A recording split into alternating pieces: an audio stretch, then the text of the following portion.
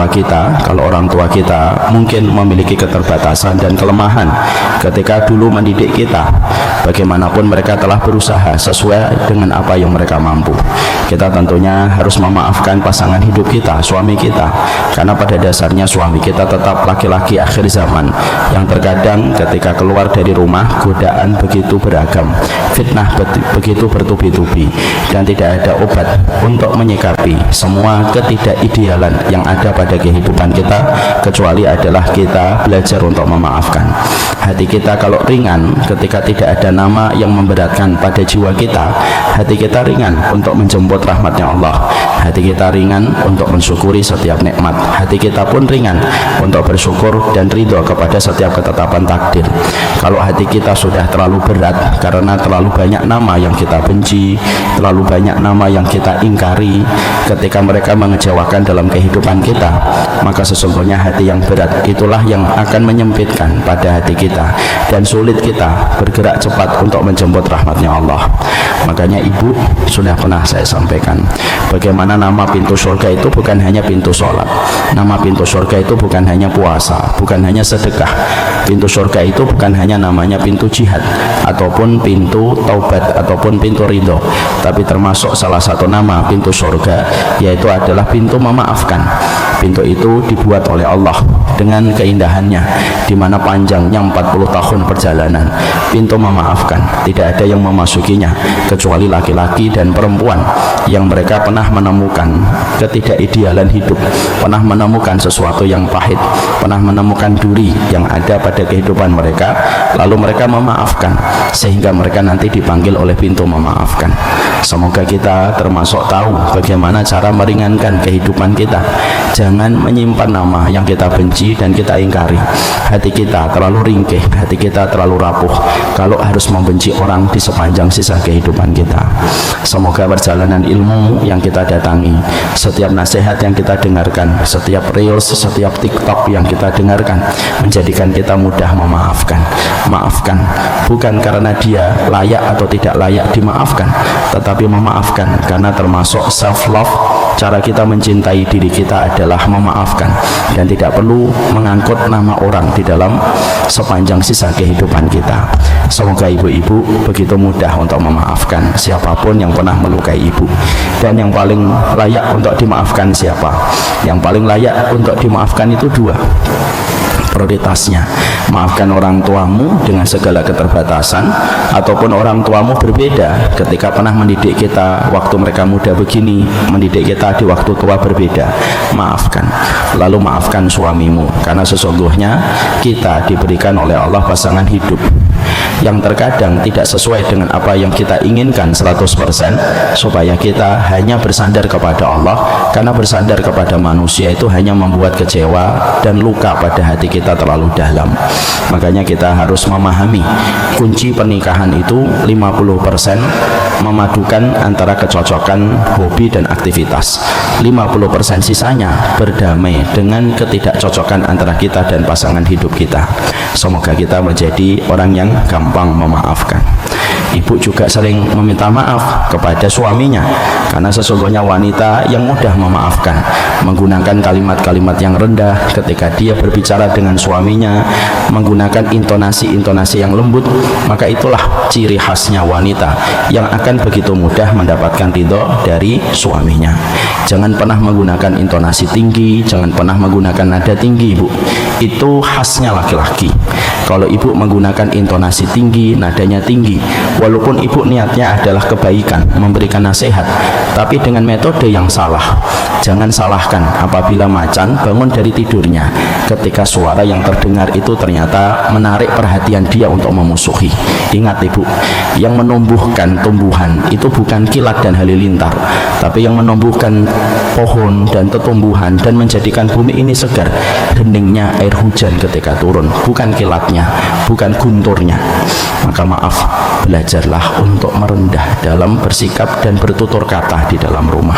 Jangan sampai ada seorang ibu-ibu ketika dia berbicara di masjid lembut sekali, nyaris tak terdengar suaranya. Bagaimana bu masalahnya? Sekali giliran di rumah, maka kilat halilintar dia itu berkata kepada suaminya, Sekali lagi ya, bukan kilat dan bukan halilintar yang menumbuhkan benih di dalam tanah, tapi yang menumbuhkan benih di dalam tanah adalah suara hening air hujan. Itulah justru yang menumbuhkan. Tolong ibu kalau memakai suara tinggi, ibu justru memakai kelemahan ibu, dan ibu sulit mendapatkan ridho dari suami kalau sudah memakai kalimat-kalimat yang tinggi, intonasi yang tinggi, nada yang tinggi. Walaupun niat ibu adalah kemuliaan dan niat ibu adalah kebaikan, tapi ibu memakai nada tinggi, susah. Itu nyampe kepada hati seorang suami. Belajarlah untuk meminta maaf, belajarlah untuk memakai nada-nada yang lembut, intonasi-intonasi yang lembut, supaya ibu nanti insya Allah mudah mendapatkan keridhaan dari suaminya. Tapi memakai intonasi yang rendah itu bukan berarti di dalam hati. Ketika suaminya nanya, apa yang kamu mau? Terserah, jangan gitu.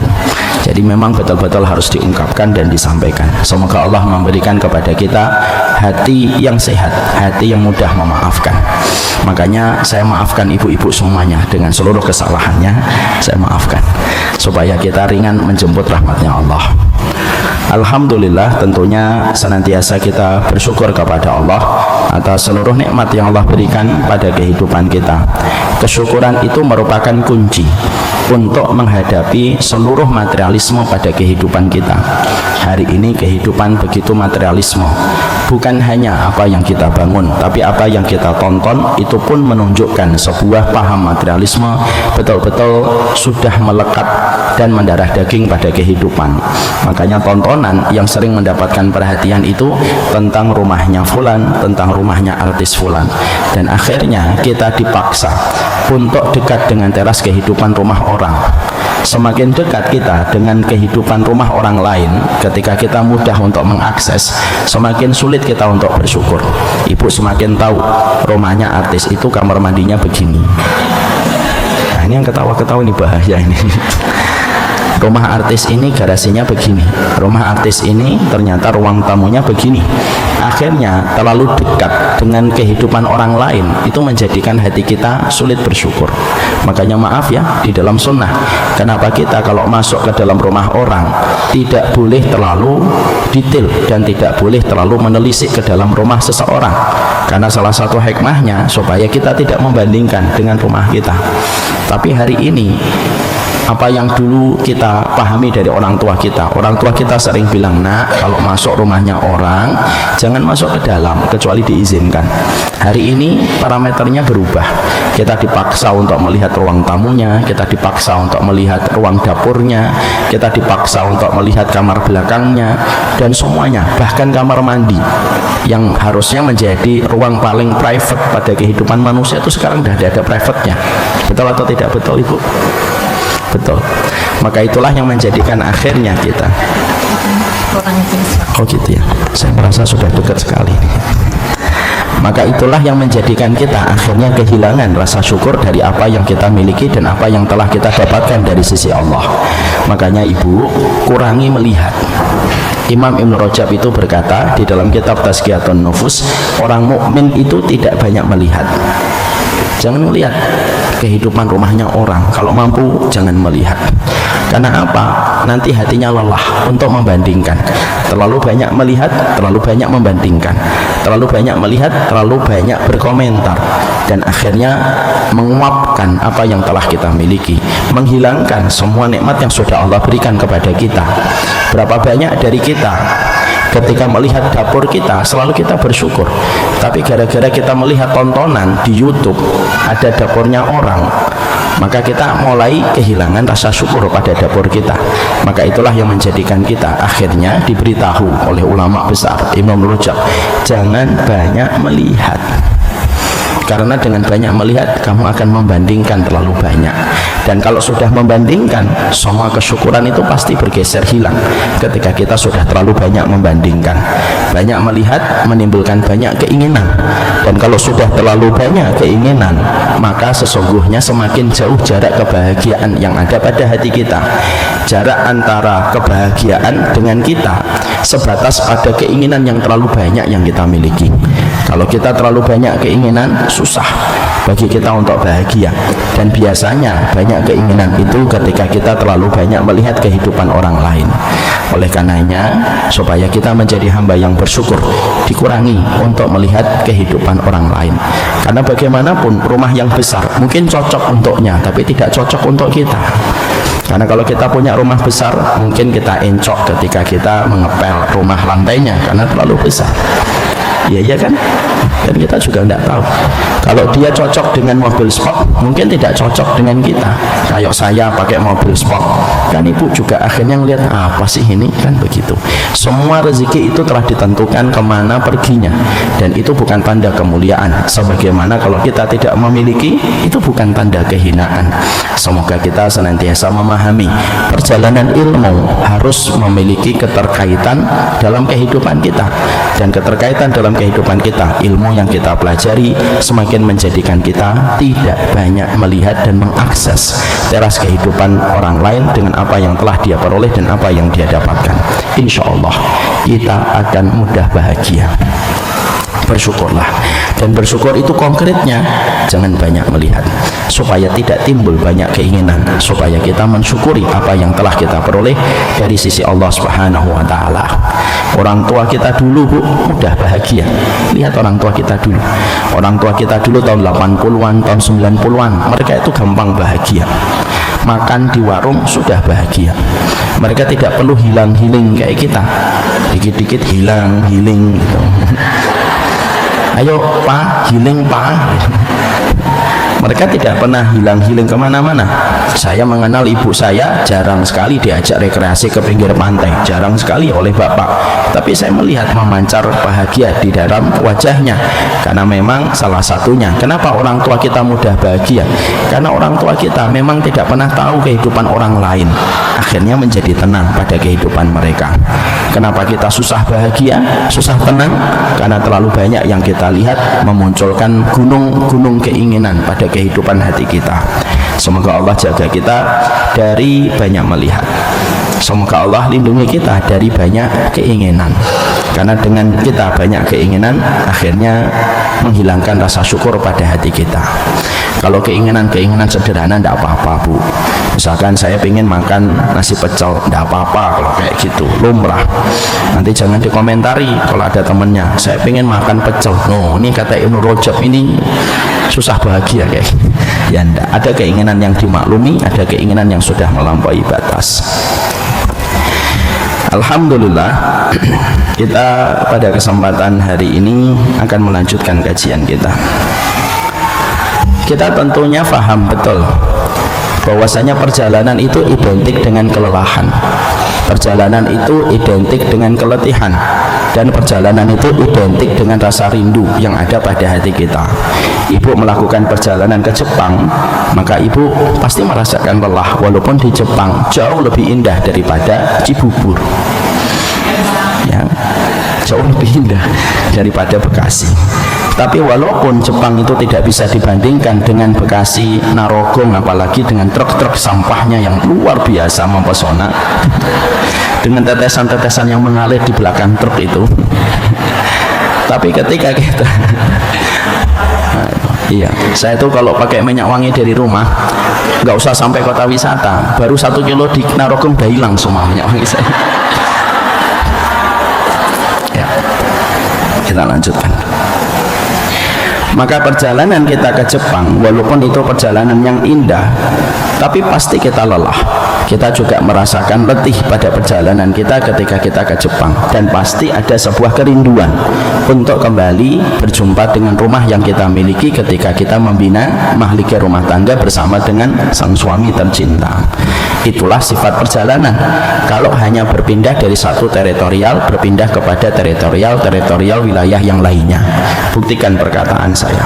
Ada orang yang tinggal di Amerika 20 tahun tetap di dalam hatinya pengen balik ke rumah, walaupun dia tahu di rumah kondisinya tidak sebagaimana kondisi ketika dia di Amerika, ketika dia di Qatar, ketika dia di Oman. Dua negara itu indah betul, Bu.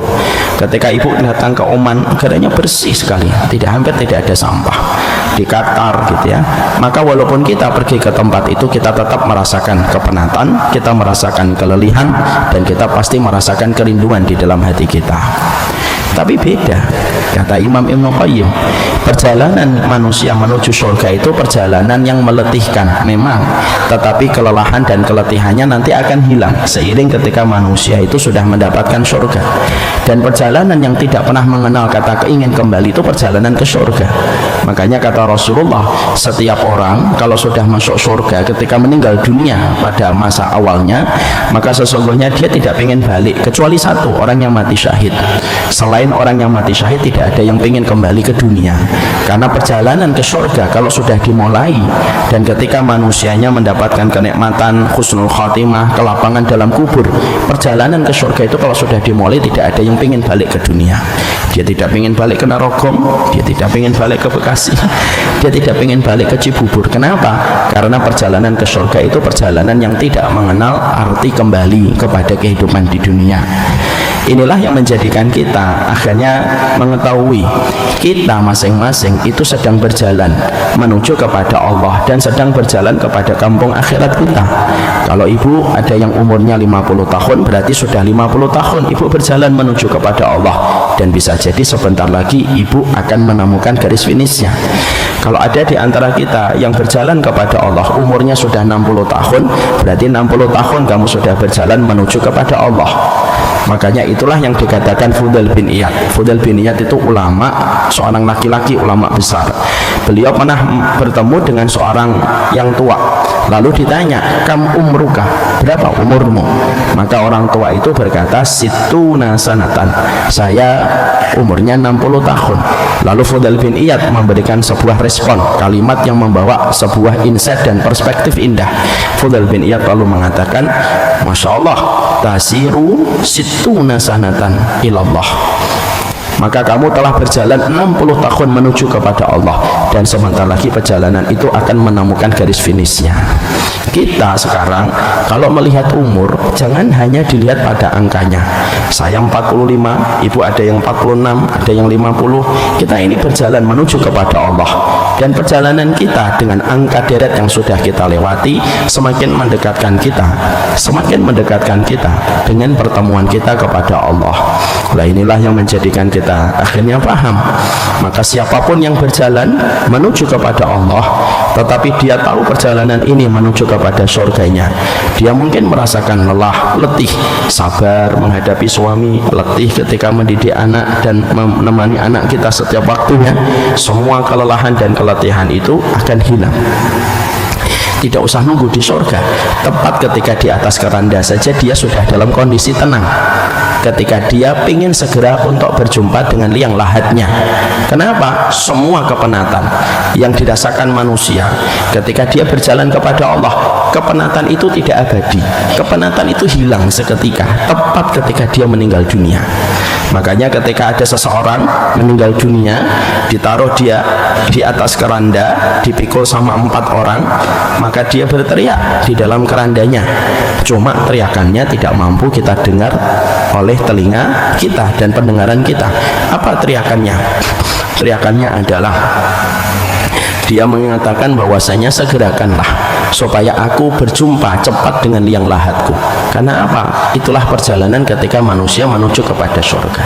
Perjalanan itu menjadikan dia ingin bergegas. Tepat ketika mati, semua kelelahannya tidak ada lagi yang dirasakan ketika dia berjalan menuju kepada Allah.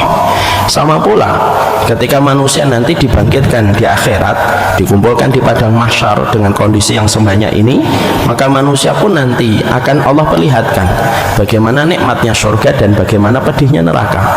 Ada 2 orang yang dipanggil oleh Allah. Keterangan ini ada dalam hadis riwayat Muslim. Ada 2 orang yang dipanggil oleh Allah, diundang oleh Allah. Lalu 2 orang ini disaksikan seluruh manusia dari semenjak Nabi Adam sampai manusia yang paling terakhir. Lalu 2 manusia ini memiliki 2 nasib yang berbeda. Yang satu penduduk neraka, yang satu penduduk surga. Maka Allah lalu katakan kepada penduduk neraka ini,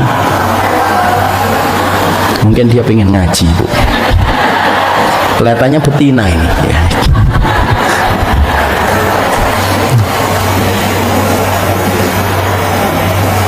Sudah, fokus lagi ke saya.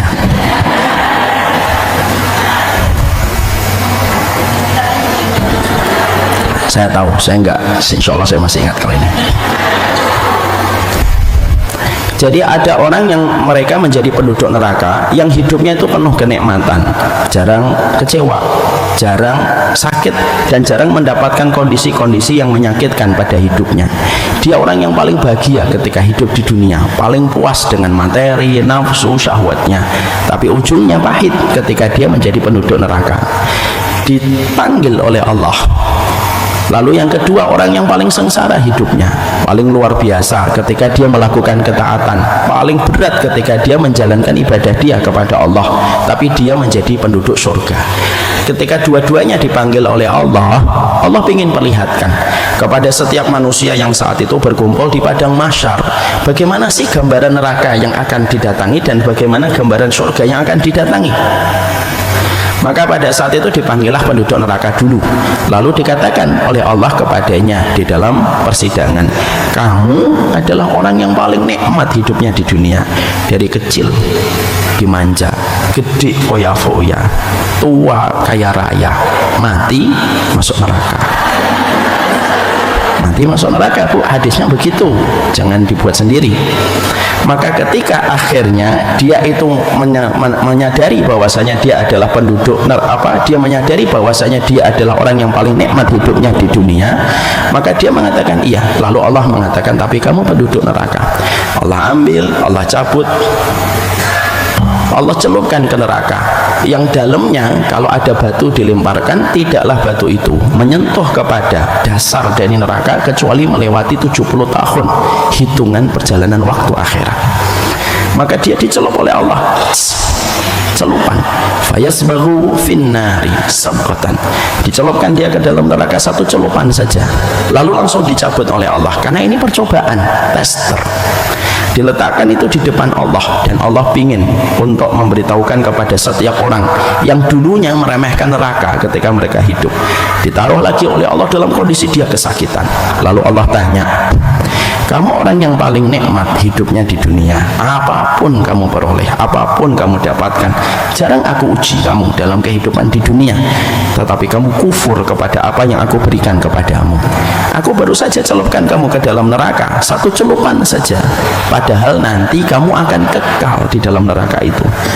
Lalu Allah menutup dengan sebuah closing statement dengan pertanyaan, hal marorta min nikmatin, apakah masih kerasa semua nikmatnya kamu bermaksiat, tidur yang panjang, malas-malesan, syahwat yang kamu perturutkan, masih tersisa enggak setelah aku celup kamu ke dalam neraka? Maka orang itu lalu berkata, ma marartu min nikmatin qattun, ya Allah, saya tidak ngerti arti nikmat itu apa, karena dari ujung rambutnya sampai ujung jempolnya merasakan sakit yang luar biasa. Seakan-akan Allah ingin menyampaikan lewat dialog ini kenikmatan yang didapatkan dari syahwat. Sebanyak apapun kamu pernah menikmati dan mencicipi kenikmatan syahwat itu, satu celupan neraka menghapuskan jutaan kenikmatan dalam perkara dosa dan maksiat. Dan orang-orang kafir, orang yang berlaku dosa besar, terbelalak matanya ketika mendengar dialog itu. Masih tersisa satu, Bu, tersisa satu. Lalu Allah mendapati orang ini adalah orang yang paling sengsara hidupnya, dibully, dimusuhi, kesabarannya tiada akhir, doanya tidak pernah berhenti kepada Allah, tapi tetap mendapatkan bala, ujian demi ujian dia dapatkan. Seakan-akan ujian itu bagaikan gelombang di atas gelombang. Maka Allah lalu memasukkan dia ke dalam surga, diambil oleh Allah, dimasukkanlah dia ke dalam surga, tapi baru dicelup dan belum kekal di dalam surga itu. Dia dicelup sebentar, fayasbahu fil jannah sabqatan, dia dicelupkan ke dalam surga satu celupan tok, padahal dia nanti kekal di dalam surga itu. Diletakkan oleh Allah, terjadilah dialog dengan Allah. Kamu adalah orang yang paling sengsara ketika dulu taat. Mungkin panas ketika kamu memakai hijab, mungkin air matamu tidak pernah mengering ketika kamu mendapatkan cobaan pada keluargamu, mungkin kamu merasakan sakit dengan penyakit yang aku timpakan kepada dirimu, mungkin kamu mendapatkan permusuhan ketika kamu menjalankan ketaatan kepada diriku. Kata Allah, semua ujian itu berkumpul pada diri orang ini, tapi kamu baru saja aku celupkan ke dalam surga. Satu celupan tok, padahal nanti kamu kekal di dalam surga. Lalu Allah menutup dengan closing statement dalam sebuah pertanyaan, hal mararta min bu'sin syai'a, masih tersisa enggak kepenatan, kelelahan, kepedihan, tangisin air mata, doamu yang panjang, begadangmu, dan semua itu setelah aku celupkan ke dalam neraka, setelah aku celupkan kamu ke dalam surga. Maka seketika orang itu berkata sembari tersenyum, dan tidak pernah sesumringah itu wajahnya di dalam kehidupan, dia tersenyum dan berkata, ya Allah, setelah engkau celupkan aku ke dalam surga, aku tidak mengerti apa arti penderitaan dalam kehidupan, karena yang aku rasakan adalah kebahagiaan dari ujung rambut sampai ujung kaki. Apa yang Allah ingin sampaikan dalam hadis ini? Seakan-akan ibu, satu celupan surga itu menghapuskan jutaan air mata yang pernah ibu teteskan ketika mikir anak, ketika mikir suami, ketika ingin menasihatinya, ketika ingin membimbingnya menuju ke surga.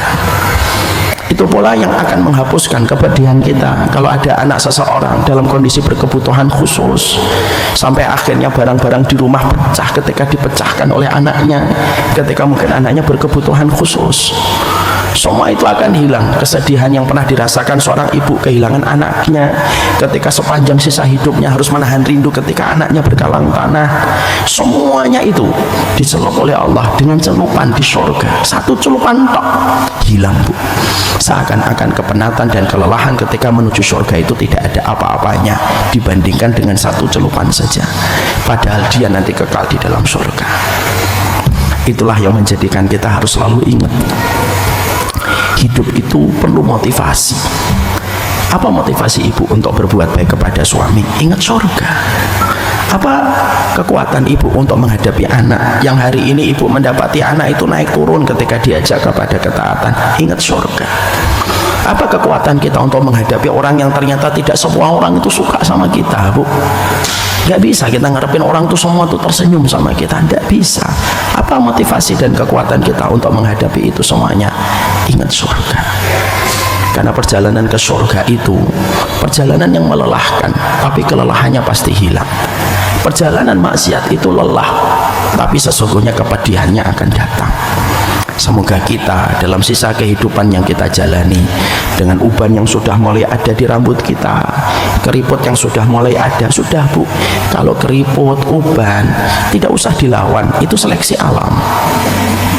Maka semoga untuk mengingatkan kita, kenapa Allah berikan kita keriput, kenapa dijadikan kulit manusia ketika sudah dalam kondisi sepuh tidak sama dengan kondisi kulitnya ketika masih muda, supaya orang itu ingat memang kehidupan di dunia itu ada expirednya, supaya kita paham bahwasanya perjalanan kita akan dimulai menuju kepada kehidupan kelak, menuju kepada surga. Semoga Allah senantiasa menghangatkan kembali arti surga pada kehidupan kita. Janganlah kita memaknai kehidupan kita itu hanya sekedar fikih. Saya nanti sholat duhurnya berapa, nanti saya sholat asarnya berapa, nanti saya sedekahnya berapa. Jangan hanya memahami ibadah kita kepada Allah hanya pada urusan fikih. Hadirkan surga, hadirkan surga di pikiran kita, supaya memberikan kekuatan. Karena tidak ada masalah yang sedang ibu rasakan kecuali yang menyembuhkan masalah itu ya ibu sendiri. Salah satunya ketika mengingat surga pada perjalanan hidup kita. Semoga Allah berikan kita selalu mengingat surga pada perjalanan hidup kita. Amin insyaallah. Sekarang mari kita lanjutkan. Salah satu anak tangga yang harus kita pahami ketika kita berjalan mengarah kepada kehidupan surga, yaitu adalah bagaimana ketika kita senantiasa mendoakan saudara-saudara kita pada setiap perkara-perkara kebaikan yang mereka bisa dapatkan ketika kita mendoakan mereka. Saya kemarin sudah menyampaikan ini cukup panjang. Jadi salah satu sifat penghuni surga itu apa? Kalau dia berdoa, dia tidak hanya berdoa untuk dirinya, tapi dia berdoa kepada orang-orang yang ada di sekelilingnya untuk mendapatkan kebaikan dari apa yang dia doakan dari saudaranya. Karena siapapun yang mendoakan saudaranya untuk mendapatkan kebaikan, sebenarnya kebaikan itu pun mengarah kepadanya. Kebaikan itu pun mengarah kepadanya, di mana yang mengaminkan itu adalah para malaikat kepada setiap orang yang mendoakan saudaranya. Makanya saya ingatkan kembali lagi sedikit ya sebelum kita lanjutkan materi yang baru. Makanya dulu orang-orang solih terdahulu, kalau mereka memiliki sebuah keinginan, maka caranya mereka itu unik. Mereka memiliki metode bagaimana cara supaya mereka mendapatkan sesuatu kebaikan yang mereka ingin minta kepada Allah. Contoh, kalau mereka merasa ada hutang yang segera ingin mereka bayar, maka yang dilakukan oleh orang-orang solih terdahulu adalah mereka mendoakan teman-temannya. Ya Allah, saya mendoakan fulan, saya mendoakan fulan, saya mendoakan fulan, supaya mereka bisa membayar hutang. Kenapa mereka justru mendahulukan untuk mendoakan teman-temannya? Cuma satu, karena mereka tahu kalau mereka mendoakan teman dulu, maka doanya itu diaminkan malaikat untuknya, dan kebaikan itu pun diarahkan oleh Allah kepadanya dan didorong oleh para malaikat. Makanya ketika ibu misalnya ingin mendapatkan anaknya solih, terkadang bukan hanya fokus kita meminta anak kita solih, tapi doakan, ya Allah, semoga ibu fulana, semoga teman saya fulana, semoga teman saya fulana itu anaknya solih, anaknya taat. Ketika ibu sedang mendoakan orang lain, dan Allah paling senang amalan yang memberi manfaat kepada orang lain, maka pada saat itu para malaikat berjejer untuk mengaminkan doa itu kepada kita dan mengarahkan kebaikan bukan hanya kepada orang yang kita doakan, tapi membelokkan kebaikan juga kepada kita selaku orang yang berdoa. Makanya mungkin kalau ibu merasa, kok saya selama ini kalau berdoa belum mustajab, Ustaz. Mungkin belum mustajabnya doa kita selama ini kepada Allah karena kita sering mendoakan langsung untuk diri kita, tapi jarang kita menggunakan satu metode mendoakan orang lain dulu untuk mendapatkan kebaikan dari apa yang kita inginkan, tanpa kita sadari kalau kita melakukan itu para malaikat berjejer mengaminkan doa kita. Coba deh kita melakukan itu. Jadi kalau kita merasa, ya Allah, semoga suami saya bisa keluar dari tempat pekerjaan yang di dalamnya ada banyak yang haram, tapi ibu merasa, loh kok selama ini saya sudah berdoa 2-3 tahun tapi suami saya pun belum mendapatkan pengganti pekerjaan yang lebih baik. Mungkin caranya, ayo kita ubah metodenya, kita mendoakan orang lain. Nah, saya mendoakan fulan, semoga suaminya diberikan pekerjaan yang halal. Semakin banyak ibu mendoakan orang lain dengan kebaikan yang ibu ingin dapatkan kebaikan itu untuk diri ibu, semakin cepat kebaikan itu Allah wujudkan dan Allah realisasikan untuk kita. Dan itulah para ulama dulu. Ada salah satu ulama, saya lupa namanya, dia itu pingin supaya anaknya jadi ulama, Bu. Saya qadarullah lupa nama ulamanya. Maka ketika dia ingin mendapatkan anaknya jadi ulama, tidaklah dia sebagai seorang bapak melewati satu hari kecuali dia itu selalu berdoanya begini, ya Allah, jadikanlah anaknya fulan ini, anaknya fulan ini, anaknya fulan ini, anaknya fulan ini, anaknya fulan ini, jadikan mereka anak-anaknya itu ulama. Dan itu selalu dia doakan setiap harinya, dan Allah istijabah. Allah menjadikan anaknya itu akhirnya menjadi ulama. Dan ketika beliau ditanya apa yang menjadi salah satu hikmah yang menjadi rahasia anakmu menjadi ulama, dia berkata, karena aku rajin mendoakan anak-anak temanku untuk menjadi ulama, Allah kabulkan permintaanku untuk teman-temanku dengan Allah memberikan itu kepada anakku. Jadi ini termasuk salah satu di antara perkara yang Allah kabulkan. Mungkin ibu bertanya, ya sebelum ibu nanti bertanya saya jawab dulu ya. Kok bisa, Ustaz? Kenapa kita kalau mendoakan orang lain itu ternyata lebih mustajab ketika kita daripada kita langsung mendoakan kepada diri kita terus? Kata para ulama begini, kalau kita sudah mendoakan orang lain, kalau kita sudah mendoakan orang lain, maka pada dasarnya manfaatnya dirasakan sama orang lain. Allah itu paling senang kalau ada satu amal yang dilakukan seorang hamba, amal itu dirasakan manfaatnya orang lain. Makanya Allah lebih berkahi apabila ada satu amal di mana amal itu memberikan manfaat kepada orang lain. Kenapa? Membantu satu saudara kita di luar masjid, kalau kita membantunya pada satu urusan selama 1 hari, kata Rasulullah, itu lebih baik daripada kita itikaf di masjid Nabi selama 1 bulan. Padahal kita paham, Bu, itikaf di masjid Nabi itu berat, sulit, mahal, dan tentunya banyak kita memberikan pengorbanan. Tapi ternyata itikaf selama 1 bulan itu kalah dibandingkan dengan orang yang membantu saudaranya selama 1 hari. Kenapa membantu satu saudara itu lebih dicintai oleh Allah? Karena manfaatnya dirasakan orang lain. Kalau kita itikaf, manfaatnya hanya dirasakan oleh diri kita pribadi. Itu pula kenapa kita kalau ingin berdoa, ingin mustajab, lalu doa itu dieksekusi oleh Allah untuk dirimu, doakan orang lain. Dan itu salah satu sifat penghuni surga. Penghuni surga itu tidak pernah pelit untuk mendoakan orang lain. Kita tidak bersifat ananiyah. Ananiyah itu apa? Egosentris. Jadi kalau berdoa, doa untuk diri kita sendiri. Makanya kita berdoa setiap waktunya. Kita berdoa untuk orang lain. Pasti kebaikannya akan mengarah kepada kehidupan kita ketika kita banyak mendoakan orang lain. Ibu lagi bertengkar dengan suaminya. Nah, ibu merasakan, saya ingin deh rukun, jarang bertengkar. Doakan orang lain. Ya Allah, semoga keluarga fulan itu rukun, bahagia. Semoga keluarga itu, tetangga itu yang sering sekali kalau lagi bertengkar suaranya nyampe ke rumah ini, ya Allah, semoga dia tenang, dia bahagia, dia rukun. Maka semakin kita mendoakan orang lain, semakin besar Allah mengijabah dan Allah mengabulkan doa itu untuk kita. Masya Allah ya, berbagi membuatmu beruntung. Memperhatikan orang lain, menyertakan nama orang lain, itu menjadikan kita akhirnya diberikan oleh Allah banyak keutamaan dalam diri kita. Pertanyaannya adalah, sudah seberapa besar kamu mendoakan orang lain? Tidak usah dijawab, Bu, saya takutnya mengecewakan jawabannya. Dan termasuk yang harus selalu kita doakan siapa? Guru-guru kita. Ini termasuk yang harus kita doakan. Semoga diberikan keikhlasan, diberikan kesehatan, diberikan ketulusan di dalam hatinya supaya bisa menyampaikan kalimat Allah datang dari hatinya. Dan ibu, hari ini kita semuanya, saya termasuk yang selalu mendoakan guru saya. Yang selalu saya doakan untuk guru saya itu selalu satu, semoga setiap guru saya selalu dalam kondisi ikhlas. Kenapa? Karena yang kita butuhkan bukan hanya ilmu yang banyak, tapi ilmu yang berbalut dengan keikhlasan. Karena apa yang datang dari hati tembus kepada hati. Apa yang datang bukan datang dari hati tidak akan sampai kepada hati.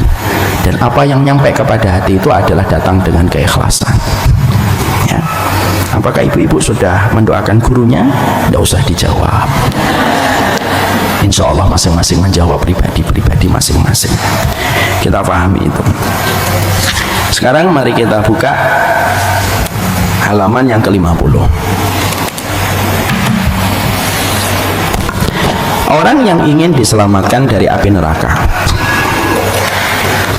Man qala hina yusbihu Allahumma inni asbahtu ushiduka wa ushidu hamalata arshika wa malaikataka wa jami'a khalqika annaka antallah la ilaha illa anta wahdaka la syarika lak wa anna muhammadan abduka wa rasuluka a'taqallahu rub'ahu minan nar.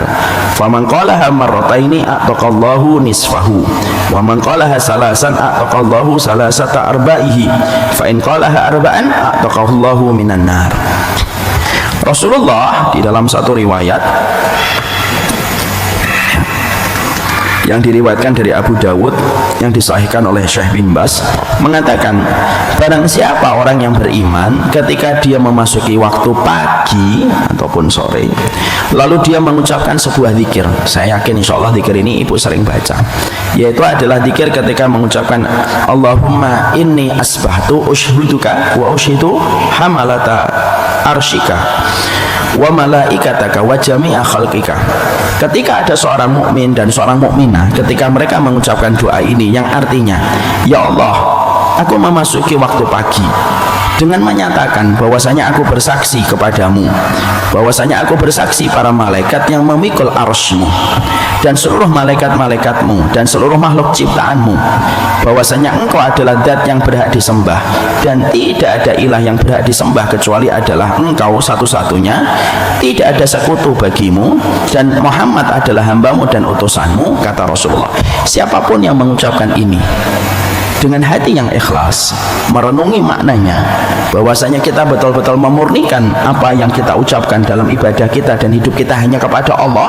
Kata Rasulullah, sesungguhnya siapapun yang mengucapkan itu sekali, Allah menyelamatkan dirinya dari 1/4 api neraka kalau dia mengucapkannya 1 kali. Kalau dia mengucapkannya 2 kali, maka Allah akan menyelamatkan setengah dirinya dari api neraka. Jadi setengah dirinya diselamatkan dari api neraka. Kalau dia mengucapkannya 3 kali, Allah akan menyelamatkan 3/4 dirinya dari api neraka. Dan kalau dia mengucapkan 4 kali, Allah akan membebaskan seluruh dirinya dari api neraka. Sekarang kita sudah tahu hadis ini. Mari kita bedah poin per poin yang ada pada hadis ini. Yang pertama, Ibu, poin yang pertama, mengucapkan dzikir ini, saya yakin bahwasanya dzikir ini adalah dzikir yang insya Allah Ibu lazimi. Tapi mengucapkan dzikir ini tidak secara serta-merta dia akan dicintai oleh Allah, sampai betul-betul dia memenuhi setiap konsekuensi yang ada pada dzikir ini. Karena berapa banyak yang mengucapkan dzikir ini tetapi kosong maknanya. Berapa banyak orang yang berzikir kayak orang mabuk. Dia berzikir tapi tidak mengetahui maknanya. Sebagaimana berapa banyak orang yang sholat tetapi sebagaimana orang yang mabuk. Apa yang diucapkan tidak diketahui maknanya, dan dia tidak pernah merealisasikan bagaimana konsekuensi dari setiap ucapan ketika dia sholat. Kalau ada orang, kenapa orang sholat tidak boleh mabuk? Karena dia tidak ngerti apa yang diucapkan. Sama, hari ini banyak manusia, kalau mereka berdoa, kalau mereka berzikir, mereka jauh panggang dari apinya, mendapatkan keutamaan dari zikirnya dan doanya. Kenapa? Dia tidak mengetahui maknanya dan tidak memenuhi setiap konsekuensi pada setiap zikirnya. Makanya mengucapkan dzikir ini harus dengan akidah. Dzikir itu bukan hanya sekedar urusan fikih, tapi dzikir itu merupakan sebuah bagian dari akidah kita. Makanya ketika kita berzikir, Allahumma inni asbahtu ushiduka wa ushidu hamalata arsyika wa malaikataka wa jami'a khalqika. Ketika kita mengucapkan dzikir ini, hati kita, hidup kita memang betul-betul tidak berbuat syirik kepada Allah. Ketika manusia betul-betul dia berzikir, dihadirkan hatinya, dihadirkan pikirannya untuk merenungi setiap makna dari apa yang dia ucapkan ketika dia mengucapkan dzikir pagi, orang inilah yang nanti akan dibebaskan oleh Allah dari api neraka. Kalau dia betul-betul memenuhi setiap konsekuensi yang ada pada kalimat dzikirnya. Jadi Ibu, mulai besok pagi ketika kita mengucapkan doa ini, kita betul-betul hadirkan hati kita. Ya Allah, saya bersaksi Engkau adalah Allah, tidak ada ilah yang berhak disembah kecuali adalah Engkau, Muhammad adalah utusanmu, dan sesungguhnya saya beriman kepada para malaikat.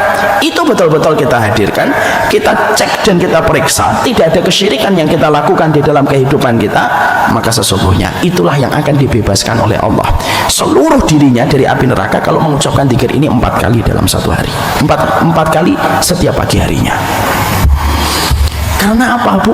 Ucapan dzikir itu belum tentu memberikan kepada kita keutamaan sampai betul-betul kita merealisasikan dari konsekuensi dari dzikir yang kita ucapkan. Contoh, Ibu, kita kalau mengucapkan sesuatu tanpa mengerti maknanya dan tidak siap dengan konsekuensinya, kalimat yang diucapkan itu tidak pernah bermakna. Ibu misalkan melindur, ngomong macam-macam, tapi Ibu ketika ngomong tidak beraturan, dan konteksnya kita tidak tahu ketika ngomong itu, orang di sekitar Ibu tidak akan pernah menganggap omongan itu, karena omongan itu datang dalam kondisi tidak sadar. Sama pula orang dzikir, maaf hari ini banyak sekali orang yang dzikir, Ibu, ketika mereka berzikir hanya bergerak lisannya tapi hatinya tidak dihadirkan pada saat ketika dia mengucapkan dzikir itu. Atau bisa jadi dia berzikir tapi hidupnya masih melakukan kesyirikan yang berlawanan dengan dzikir yang sedang dia ucapkan. Maka akhirnya di situ kita mendapatkan kalau dzikirnya kita masih sebagaimana orang mabuk, maaf, dzikir kita tidak pernah bermakna di sisi Allah dan tidak pernah memberikan keutamaan sebesar kelalaian kita terhadap dzikir yang kita ucapkan. Makanya saya sering berkata dalam kajian-kajian kitab yang saya bahas tentang letter to Allah, dzikir itu senjata kita, tapi senjata itu kan tergantung kita. Kalau zikir dan doa itu senjata orang yang beriman, bahwasanya senjata orang beriman itu zikir dan doa, karena sebagian dari zikir itu doa. Senjata itu kan ada 3 komponen. Lihat dulu siapa yang megang senjata. Yang kedua, lihat dulu senjatanya tajam atau tidak tajam. Yang ketiga, lihat antara senjata itu dengan objek yang ingin dihancurkan oleh senjata itu ada penghalangnya ataukah tidak. Baru senjata itu efektif. Contoh, golok itu senjata. Tapi golok itu ketika akan memecahkan kelapa, lihat dulu siapa yang memakai golok itu. Kalau yang memakai golok itu adalah anak saya, misalkan Basim yang umurnya baru 4 tahun, mungkin dia tidak akan bisa membuka golok itu. Kenapa? Nggak ada keyakinan dia kepada golok. Kekuatan dia kepada golok tidak sebanding. Kalau yang kedua, setelah melihat orangnya, yang kita lihat itu goloknya tajam atau tidak tajam. Kalau goloknya tidak tajam, sampai setengah jam pun kita tidak akan bisa membuka kelapa. Yang ketiga, ada penghalang atau tidak antara kelapa dengan golok. Kalau ternyata ini kelapa, di sininya ada besi, ya mungkin sampai 2 jam juga nggak akan pecah kelapanya. Kenapa? Terhalang oleh besi. Sama Bu, kita berzikir ada 3 komponen. Kitanya sebagai orang yang berzikir. Yang kedua, yaitu zikirnya sunnah atau tidak sunnah, ada dalilnya ataukah tidak. Itu yang kedua, senjata zikir dan doanya itu harus betul-betul kuat secara dalil. Yang ketiga, tidak ada penghalang antara kita dengan sesuatu yang kita zikirkan ketika kita minta sama Allah.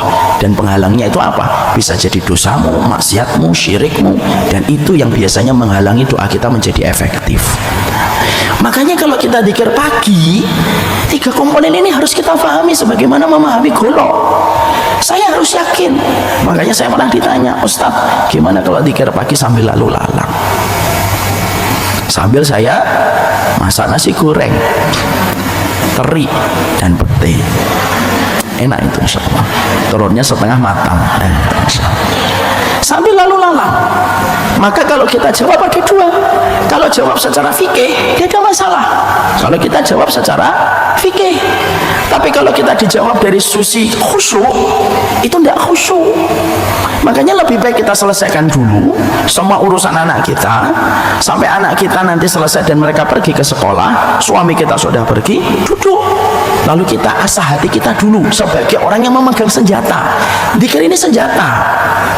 Yang memegangnya kita. Yang menjadi objeknya apa yang ada di dalam zikir itu untuk mendapatkan diri kita dibebaskan dari api neraka. Dan 3 komponen ini harus hadir. Makanya inilah yang menjadikan kita memahami. Yang pertama, ketika kita mendapatkan hadis riwayat Abu Dawud ini, sampai Nabi mengatakan dalam sebuah janji, siapapun yang mengucapkan zikir ini di waktu pagi 4 kali dibebaskan dari api neraka, maka itu tidak akan bisa didapatkan siapapun sampai dia betul-betul khusyuk ketika mengucapkan zikir ini dan betul-betul tidak ada kesyirikan dalam perjalanan hidup. Makanya Ibu, saya nyampaikan, siapapun di antara ibu-ibu, orang yang Ibu kenal masih ada kesyirikan, lepaskan sebelum datangnya hari kematian, ketika kesyirikan itu akan menjadikan kita berat dan merasakan sakit di atas kesakitan ketika orang meninggal dunia dalam kondisi membawa kesyirikan. Mungkin saya pernah ceritakan di sini Ibu, ada salah satu jamaah pernah datang kepada kami malam-malam, memaksa untuk datang. Padahal besok pagi saya sudah ada penerbangan ke tempat lain, tapi beliau maksa banget. Saat itu saya mengatakan, ya silahkan Pak Ibu kalau mau datang, tapi saya nggak bisa menemuin lama. Pagi hari saya ada penerbangan. Tidak apa-apa Ustaz. Beliau datang, lalu beliau menceritakan, Ustaz, saya punya kakek sudah dalam kondisi sakaratul maut, tapi tidak kunjung meninggal dunia. Dan kami merasakan seakan-akan kakek kami bercerita, sakit banget yang aku rasakan ini, cuma tidak bisa mengatakan. Saya lalu merespon dan bertanya, Ibu yakin, Bapak yakin itu sakaratul maut? Jangan-jangan bukan sakaratul maut. Sudah berapa hari kondisi itu berjalan? 3 hari. Yakin itu sakaratul maut? Ibunya orang yang sering ngaji ngomong, iya Ustaz, insya Allah itu sakaratul maut, berdasarkan apa yang pernah saya dengar dari keterangan Ustaz. Saya tanya, apa kondisi parameternya sakaratul maut Bu? Kakinya sudah kaku, Sebagian tubuhnya yang bagian bawah sudah betul-betul dingin, matanya sering melihat ke atas, suara nafasnya sudah bersatu dengan suara tenggorokan. Saya kaget, loh itu memang sakaratul maut. Sudah berapa hari kayak gitu? 3 hari, Bu. 3 hari. Mungkin Ustadz bisa mengecek, saya nggak bisa malam ini, Bu. Saya ada safar sampai sekitar 5 harian. Sudah begini aja, saya nanti minta sahabat saya untuk datang melihat kondisi kakeknya bapak dan ibu. Oke, pagi beliau pamit, paginya saya safar. Terus setelah itu siang saya mengontak teman saya, mengecek bagaimana hasilnya ketika beliau, saya minta amanah untuk mendatangi rumah itu di waktu pagi. Teman saya cerita, saya udah datang Ustaz gitu. Iya, dan memang betul kondisinya memang dalam kondisi sakaratul maut. Wah bener Ustaz? Iya, 3 hari. Iya 3 hari. Lalu ketika saya melihatnya, saya tanya sama keluarga, Bapak melakukan ritual-ritual khusus yang ibu-ibu dan bapak ketahui, yang mungkin perlu saya tahu ceritanya dan kisahnya? Keluarlah satu cerita. Ternyata kakeknya memiliki barang-barang yang dikultuskan, dikeramatkan di satu kamar. Kamar itu tidak boleh setiap orang masuk. Lalu akhirnya teman saya ini meminta izin, boleh nggak saya memasuki kamar itu? Bisa jadi beratnya sakaratul maut yang dirasakan oleh sang kakek ada hubungannya dengan ritual-ritual itu. Dan betul, masuk itu termasuk banyak barang-barang yang dikeramatkan, yang bisa jadi menjurus kepada perkara kesyirikan. Akhirnya dikumpulkan barang-barang itu, lalu diruqyah. Lama setelah itu akhirnya beliau meninggal dunia, dan tidak satupun kalimat Allah keluar dari lisannya. Astagfirullahaladzim. Itulah yang menjadikan kita memahami apa yang pernah dikatakan oleh Rasulullah. Rasulullah pernah melihat ada seorang sahabat pakai gelang. Gelang itu dipercaya mendatangkan kekuatan. Yang paling kita respon adalah ketika Nabi bersabda, inza'ha wa in mutta ala dhalika ma'aflahta abada. Lepas itu. Kalau kamu mati dalam kondisi masih memakai barang yang kamu keramatkan ini, kamu matinya tidak akan pernah beruntung selama-lamanya. Lalu sahabat itu langsung dilepas, dibuang. Hari ini, Bu, Masya Allah ya, saya cukup sedih. Ketika mendekati pemilu, banyak sekali orang yang mungkin ada kaitannya dengan caleg yang datang ke dukun. Ya, dan ini termasuk salah satu hal yang kita khawatirkan bisa menjerumuskan seseorang di dalam kesyirikan. Makanya akhirnya disitulah kita kembali kepada poin yang pertama, zikirmu tidak akan memberikan proteksi apapun kepada dirimu sampai betul-betul kamu memenuhi setiap konsekuensi dari zikirnya. Dan ibu kalau perhatikan zikir pagi yang sesuai dengan sunnah, ibu perhatikan zikir itu semuanya mengarah kepada satu message, semuanya mengarah kepada satu pesan dari Allah. Kamu jangan berbuat syirik dan esakan Allah dalam setiap hidupmu dan ibadahmu. Itu message-nya dalam setiap zikir yang kita baca. Makanya akhirnya jangan sampai zikirnya kita di waktu pagi itu bertentangan dengan apa yang kita perbuat. Zikir itu tapi siangnya melakukan kesyirikan. Tidak ada faedahnya zikir yang diucapkan. Karena apa? La in asyrakta la yahbatanna amaluka wa la takunanna minal khasirin.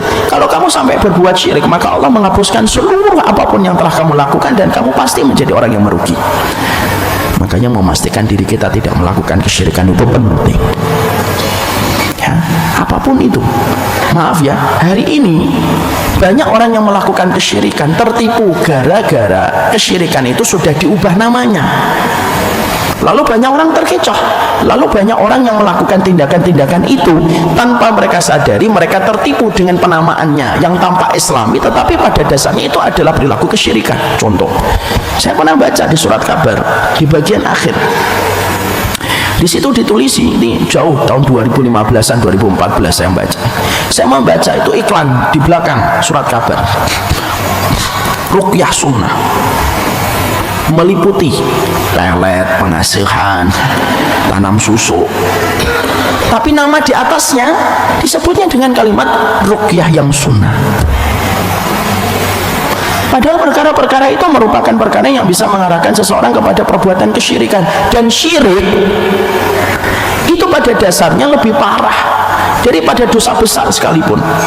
Dan banyak orang secara tidak sadar mereka melakukan kesyirikan kepada Allah tanpa mereka sadari telah berbuat syirik, dan tanpa mereka sadari konsekuensi dari kalimat syirik itu menghapuskan amal kebaikan. Kenapa syirik itu bisa menghancurkan seluruh amal kebaikan? Karena syirik itu meyakini ada zat yang kuat sebagaimana kuatnya Allah. Itu secara tidak langsung berselingkuh di dalam hatinya kepada Allah. Dia meyakini Allah sebagai Rabb dan sebagai pencipta dan Tuhan, tapi dia juga meyakini ada kekuatan-kekuatan yang lain yang hampir sepadan dengan kekuatannya Allah. Itulah definisi kesyirikan. Makanya kenapa syirik dibenci oleh Allah? Karena syirik itu di hati. Kalau sudah di hati meyakini sesuatu, apa yang diyakini di dalam hati itu lebih berat daripada dosa yang dilakukan tangan dan kaki. Saya ambilkan contoh yang gampang analoginya, supaya kita paham betapa kita harus mengimunisasi diri kita dari perilaku kesyirikan. Seorang suami, ada suami punya istri, istrinya ternyata tidak pandai memasak. Kalau nyapu tidak bersih, sebelah kanan bersih kinclong, sebelah kiri kotornya luar biasa. Terus ketika masak, membedakan garam sama gula bingung. Ketika nyetrika, lengan kanan licin, lengan kiri masih berlipat-lipat. Biasanya kalau ada seorang suami mendapatkan kekurangan-kekurangan itu hanya pada masalah-masalah yang sifatnya teknis, banyak suami yang memaafkan.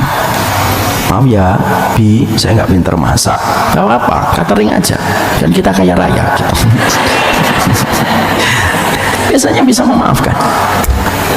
Kalau suami lalu istrinya mengatakan, maaf ya Bi, saya itu kalau ngepel nggak bisa bersih, nggak apa-apa, nanti aku aja yang ngepel, gampang ngepel itu. Masih bisa memaafkan, ya atau tidak? Iya, karena itu teknis.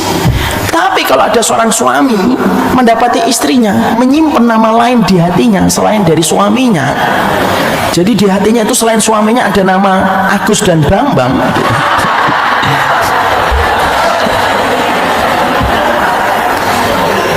kira-kira suaminya susah memaafkan atau gampang memaafkan? Susah. Lu kenapa kok susah? Kan nggak kelihatan. Lu apapun yang berkaitan hati itu jadinya mahal. Makanya kenapa akidah itu keyakinan di dalam hati? Kenapa syirik itu menjadikan tandingan bagi Allah di dalam hati? Kenapa syirik sangat dibenci oleh Allah? Lebih berat daripada zina, lebih berat daripada minum alkohol, lebih berat daripada minum khamar, lebih berat daripada membunuh. Kenapa syirik lebih berat dari semua itu, Ustaz? Karena syirik itu berkaitan kepada hatimu, dan apapun yang berkaitan tentang hati itu jadinya beda di sisi Allah, sebagaimana urusan hati itu beda di hadapan pasangan hidup kita. Makanya itulah yang menjadikan kita harus paham, dzikir itu bukan fikih. Dzikir itu hati kita dulu, dan memastikan betul kalau kita mengucapkan Allahumma inni asbahtu ashhuduka wa ushidu hamalata arsyika wa malaikataka wa jami'a khalqika. Kalau kita mengucapkan dzikir ini, hati kita harus betul-betul meyakini dan mengingkari semua kesyirikan. Karena semua kesyirikan itu harus betul-betul diimunisasi dalam kehidupan kita. Karena syirik itulah perkara yang paling banyak memasukkan manusia ke dalam neraka. Syirik itu lebih parah daripada zina, Bu. Dan kesyirikan hari ini muncul dalam berbagai macam bentuk yang terkadang tidak disadari banyak manusia. Hati-hati. Makanya kalau kita sudah meyakini engkau adalah ilahku dan Muhammad adalah utusanmu, harus yakin dan tidak boleh goyah tentang perkara itu. Makanya maaf ya, ibu harus sering berdoa, Allahumma inni a'udzubika minasyirki. Ya Allah, aku berlindung dari kesyirikan. Lindungi keluargaku, anak-anakku dari kesyirikan. Karena sekali yang melakukan kesyirikan, semua kebaikan kita tidak ada harganya di sisi Allah. Kalaupun engkau baik, syirikmu tetap akan menghancurkan semua bangunan kebaikan yang telah kamu lakukan. Itu syirik. Ada nggak orang yang syirik tetap baik? Banyak, Bu. Bukan berarti orang yang berbuat syirik itu dia zalim. Belum tentu. Kadang-kadang orangnya baik, tapi tetap melakukan kesyirikan. Jaga hati, jaga pikiran kita, jangan sampai mendatangkan satu tandingan bagi Allah. Sekalinya itu datang, perkara itu akan menghanguskan semua ibadah yang kita lakukan. Itu yang pertama. Paham? Jangan zikir dalam kondisi mabuk, dalam tanda petik. Apa itu zikir dalam kondisi mabuk? Dia berzikir lesannya, tapi tidak ngerti maksud dari zikirnya, tidak memenuhi konsekuensi dari setiap zikir yang dia ucapkan. Itu zikirnya orang mabuk. Maka zikir dalam kondisi duduk khusyuk itu jauh lebih baik daripada zikirnya sembari kita lalu lalang, yang menjadikan kita tidak terkoneksi dengan ucapan yang kita aturkan kepada Allah. Makanya maaf ya Bu, zikir itu dibaca artinya, cari kajian yang menceritakan zikir ini itu maksudnya apa. Makanya sampai saya membuat buku 40 letter to Allah, 40 doa Rabbana. Kenapa saya membuat buku itu? Salah satunya adalah supaya setiap orang itu kalau berdoa jangan mabuk. Berdoa tapi dia nggak paham apa yang diminta kepada Allah. Gimana doa kita dan zikir kita dikabulkan dari hati yang lalai kepada Allah. Itu yang pertama. Yang kedua, Ibu, disinilah kita memahami bahwasanya jalan ke surga itu dan jalan selamatnya kita dari api neraka itu yang kedua kadang-kadang itu mudah kalau betul-betul kita mengerti ilmunya. Jarak antara kita dengan neraka itu sedekat tali sandal kita, tapi sebenarnya cara untuk memadamkan ancaman api neraka kepada kita itu mudah selama kita ngerti ilmunya. Makanya ketika kita mengucapkan zikir ini kalau betul-betul kita realisasikan pada ucapan zikir kita di waktu pagi, zikir ini itu tidak sampai 1 menit kita ucapkan, ya 1 menitan lah, tapi konsekuensinya api neraka itu bisa dijauhkan dari kita dengan zikir ini. Sedahsyat-dahsyatnya neraka diciptakan oleh Allah selama kita mengerti ilmunya dan kita meminta perlindungan kepada Allah, maka buruknya makhluk yang Allah ciptakan bernama neraka itu bisa kita hindari selama kita selalu bersandar kepada Allah dan mengerti ilmunya. Itu cara yang paling ringan ketika kita berbicara tentang masalah neraka, kita ingin terhindar darinya. Contoh yang paling gampang, Ibu melewati satu gang, tiba-tiba ada anjing galak, Bu. Anjingnya itu menggonggong terus, padahal kita akan melewati gang itu. Apa yang kita lakukan, Bu? Kita akan melewatin satu gang, di situ ada anjingnya di depan satu rumah. Anjingnya itu gonggong terus, tapi kita harus ngelewatin jalan gang itu. Apa yang kita lakukan, Bu? A. Bertempur mati-matian membela bangsa dan negara. B. Kita melempari dengan batu, dengan konsekuensi akhirnya dia nyerang kita. Atau C. Yang kita lakukan adalah kita berbalik dan tidak jadi untuk melewati tempat itu. Mana yang Ibu pilih? Siapa yang milih A? Tidak ada. Siapa yang milih B? Nah, siapa yang milih C? Yang milih C semoga diberikan hidayah oleh Allah. Pilihannya bukan di A, pilihannya bukan di B, pilihannya bukan di C. Pilihannya apa? Kita cari siapa pemilik anjing itu. Bentar. Kita cari nama pemilik anjing itu. Lalu setelah itu kita minta nomornya kepada Pak RW. Pak RW itu nomornya si mana? Ini nomornya Ustaz. Kita telepon baik-baik. Pak, Bapak yang punya anjing hitam di depan gerbang. Iya Ustaz, itu milik saya. Saya mau lewat Pak, ada kebutuhan penting. Bisa nggak kalau pagi nggak usah ada anjing Pak, supaya kita bertetangga enak gitu. Apapun pilihan presidenmu selama anjingnya itu di dalam pagar. Selama anjing kamu di dalam pagar, kita baik-baik aja gitu. Maka ketika kita meminta tolong kepada pemilik anjing itu memasukkan anjing dengan kata-kata yang baik, pemiliknya memasukkan anjing ke dalam pagarnya setiap pagi, kita aman atau tidak aman? Aman. Makhluk yang bernama neraka yang menciptakan Allah, kata Imam Ibnu Qayyim. Maka tidak ada langkah yang paling tepat untuk menjauh dari keburukan makhluk yang bernama neraka kecuali mendekatnya itu kepada Allah, mintanya kepada Allah. Makanya kalau kita pikir, Masya Allah, neraka itu kan menggelegar, tempatnya besar sekali yang kita tidak bisa memprediksi berapa estimasi jaraknya neraka itu. Tapi ketika kita berzikir mengucapkan Allahumma inni a'udzubika minan nar 3 kali saja, itu sudah diharamkan neraka kepada kita selama kita mengucapkannya dengan tulus. Artinya kita ini selalu paham, kalau kita memahami passwordnya terhadap segala sesuatu yang kita khawatirkan, tapi kita ngerti teknisnya, ketika kita meminta kepada pemilik dari makhluk itu, kita itu tenang. Saya semakin bertambah umur, kadang-kadang kita kalau sudah bertambah umur kan pikiran kita macam-macam, ya atau tidak ibu? Malam-malam kita mikir, Masya Allah sudah lewatin 40, sudah satu persatu teman kita ada yang sakit gitu. Yang terbayang neraka. Tapi kalau kita terbayang neraka itu jangan hanya mikirkan nerakanya. Yang kita pikirkan itu siapa pemilik neraka dan siapa pembuat neraka. Pembuatnya Allah. Nah, pembuatnya itu mensifati dirinya dengan kata Ar-Rahman dan Ar-Rahim. Maka yang kita lakukan, minta rahmatnya, minta rahimnya, supaya keburukan makhluk itu tidak menjilat kita dan tidak merugikan, mencelakakan kita di akhirat kelak nanti. Itu caranya Allah, Bu. Makanya kalau kita membayangkan, loh, mengucapkan dzikir ini 4 kali kok dibebaskan dari api neraka kalau kita mengucapkan dari pagi. Karena seburuk-buruk makhluk, kalau engkau bersandar kepada Allah, makhluk tidak akan pernah mampu untuk mendatangkan kecelakaan bagi makhluk yang bersandar kepada Khalik. Paham ya, Bu? Jadi kalau ada anjing, jangan berbalik arah, minta sama Pak RT nomor teleponnya. Maka itu yang akan menjadikan kita tenang. Kita malam-malam berpikir tentang neraka menjadikan kita tidak bisa tidur. Misal ada ibu-ibu yang sedang dalam kondisi sakit, lalu menunggu diagnosa, naudzubillah min dzalik, nasallallahu alaihi wasallam, menunggu diagnosa, dan kita khawatir, yang kita pikirkan mati, yang kita pikirkan kuburan, yang kita pikirkan neraka.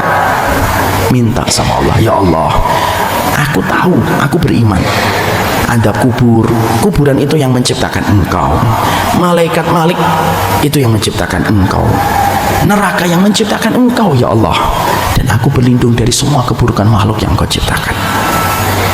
Apakah Allah menyanyiakan orang yang menitipkan harapan kepada Allah? Tidak, Bu. Mana dalilnya, Ustaz? Allati la tudayyi'u wada'i'uhu. Allah itu memiliki sifat tidak pernah menyia-nyiakan titipan yang diberikan kepadanya. Nitip harapan kita sama Allah. Jadi ketika mengucapkan ini sambil kita membayangkan nerakanya, lalu kita nitip harapan kita sama Allah, ya Allah, saya memang bermaksiat, ya Allah, tapi jauhkan saya dari neraka yang mengerikan ini, ya Allah. Kalau kita meminta tolong sama penciptanya, dan penciptanya mensifati dirinya sebagai Ar-Rahman dan Ar-Rahim, mosok Ar-Rahman itu tidak memberikan itu kepada kita ketika kita merayunya dalam setiap pagi ketika mengucapkan dzikir ini. Kita akan tenang, Bu. Makanya ketika mengucapkan ini harus membayangkan utuh. Dzikir itu membayangkan utuh sesuai maknanya. Makanya dzikir ini membebaskan kita dari jilatan api neraka. Sudah minta sama Allah, jauhkan saya dari neraka. Mintanya jelas, Bu, clear. Tidak usah kita akhirnya terlalu bersajak saja. Ya Allah, saya nggak pantas di surga, tapi tidak kuat di neraka. Lah terus di mana? Itu boleh dalam bentuk saja untuk menjadikan kita itu tidak boleh sombong, boleh. Tapi kalau berdoa, enggak. Kalau berdoa langsung minta, jauhkan aku dari api neraka. Itu yang kita minta sama Allah. Jadi akhirnya mintalah perlindungan dari keburukan makhluk. Makanya kan kita sering membaca dzikir a'udzu bikalimatillahi tammah min syarri ma khalaq. Dari semua keburukan makhluk yang Allah ciptakan. Apa semua keburukan makhluk yang Allah ciptakan? Ada kubur, ya, setan, iblis, makhluk berbisa yang mendatangkan kecelakaan untuk kita, neraka, itu semua keburukan makhluk yang tidak sesuai dengan kebaikan untuk kita. Minta sama pemilik semua itu untuk kita diberikan kebaikan. Maka itu yang kedua. Maka sesungguhnya kalau berdoa dengan doa ini kita membayangkan neraka, tapi kita membayangkan sifatnya Allah yang sempurna, supaya kita mendapatkan apa yang Allah janjikan. Siapapun yang mengucapkan dzikir ini 4 kali di setiap pagi, dia dibebaskan seluruhnya dari api neraka. Itu yang kedua. Yang ketiga, yang penting di dalam dzikir ini adalah bahwasanya mengucapkan dzikir ini harus disertai dengan sebuah konsistensi dan sebuah istiqomah.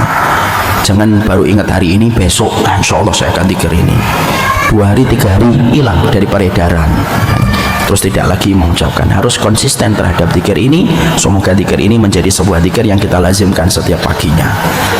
Mari kita ucapkan bareng-bareng. Allahumma inni asbahtu ushiduka wa ushidu hamalata arshika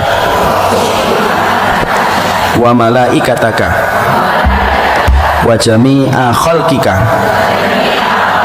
annaka antallah la ilaha illa anta wahdaka la syarika lak wa anna muhammadan abduka wa rasuluk.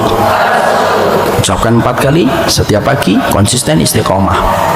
Allah pasti akan berikan hadiah terindah, dijauhkan kita dari jilatan api neraka. Amin insyaallah.